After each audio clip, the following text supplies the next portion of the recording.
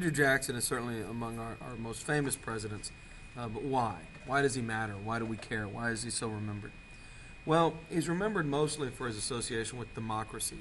Not only the Democratic Party, which he founded, but I mean more specifically democracy in the sense of putting more power in the hands of more people. In 1829, when Andrew Jackson is inaugurated as president, he invites everyone who's there back to the White House for a party.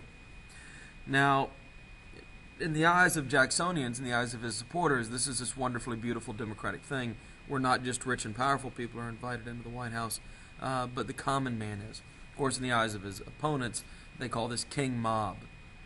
And they spread rumors that the White House has been trashed and all the food had been eaten and all the liquor had been drinking and people wouldn't leave for several days, which apparently there was some truth to.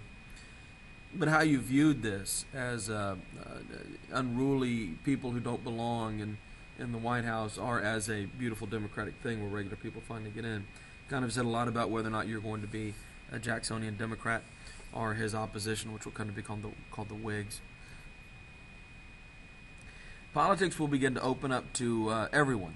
But when I say everyone, of course, I mean white men. And so we call this the era of the common man. Before 1820, most states have property or tax-paying requirements to vote. But Ohio, looking to try to encourage settlers to move west, will pass what they call universal suffrage laws. Again, universal means all white men. Other western states will follow, and pretty soon eastern states will start expanding voting rights to try to prevent people from leaving them and going west. Rhode Island was the least democratic state at this point. Fewer than half of its white males could vote. And in 1840, a man named Dorr led an effort to draft a new constitution. He put together a vote and had people vote on it, and it passed. It got a majority of support. The problem is he did all this without the support of the current government, and so Rhode Island effectively had two constitutions.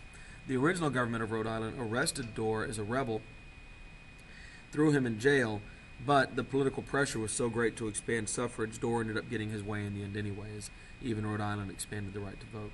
Women could not vote anywhere, and very few northern states would allow a free black man to vote. Of course, slaves couldn't vote anywhere. Another thing to understand about elections at this time is that there's no secret ballot. You walk in and you publicly say who you're going to vote for. And there are going to be people from both sides writing down who you vote for. And so you're being held accountable for your vote.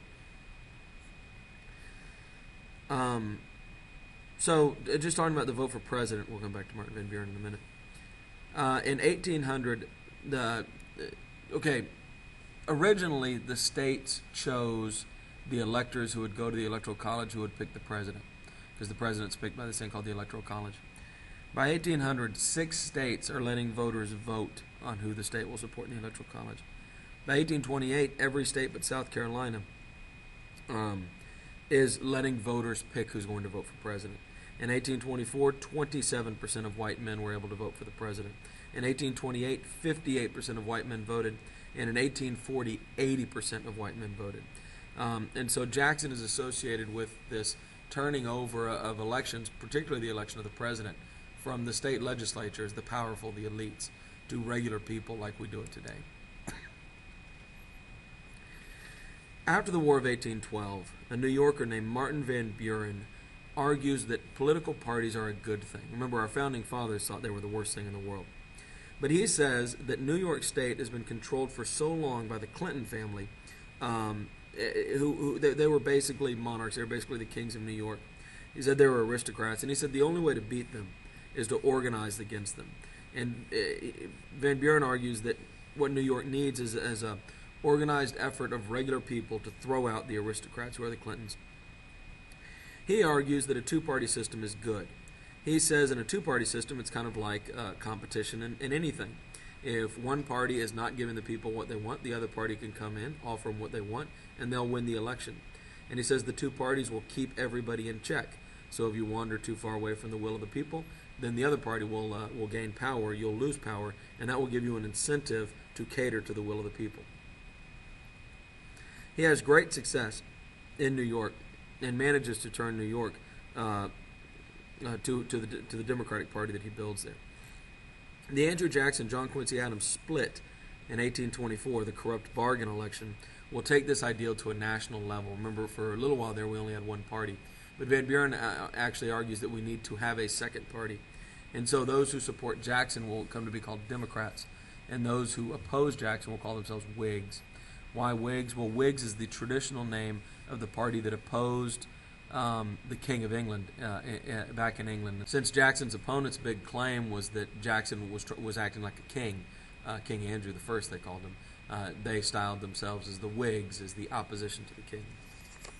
So who was Andrew Jackson, and what did he mean with all this common man stuff? Well, as you know, Jackson, as we talked about in class and in other videos, Jackson actually came from a fairly humble background. By the end of the Revolutionary War, he had lost his entire family, and he would eventually go on and marry a woman whose family had some money, Rachel Jackson.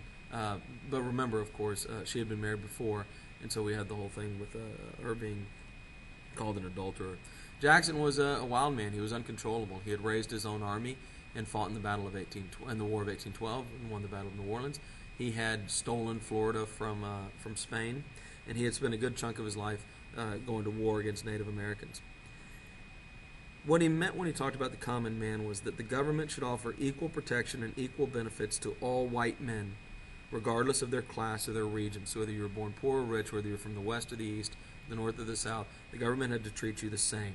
This idea of equal protection by the government was central, and equal opportunity was central to Jackson's theory of government, assuming that you understand that means only whites. Jackson saw himself as waging a war on privilege, and he went after the federal bureaucracy. There were people working in the federal government when Jackson takes office in 1828 who had worked in the Washington administration back in the 1780s. It was very common for somebody to retire from their federal government job and give it to their child as if it was an inheritance. And Jackson wanted to shake these people up. He said that to the victor went the spoils. And what this meant was he claimed the right to fire anyone in the government and replace them with supporters of Jackson. Now, this was a great shock at the time, and a lot of people who had been there for a long time were terrified. But in reality, Jackson only replaces 20%, less than 20% actually, of all the government employees. He ends the caucus system. The caucus system is the idea that the leaders of the parties simply choose the candidate and tell the voters, here's your candidate. And he establishes a convention system where leaders of the parties from all over the country will get together and have a convention, and there they will choose that party's nominee for president. And this isn't quite what we have today, where we vote on who our nominee for president is going to be, but it certainly is more democratic than what had been there before.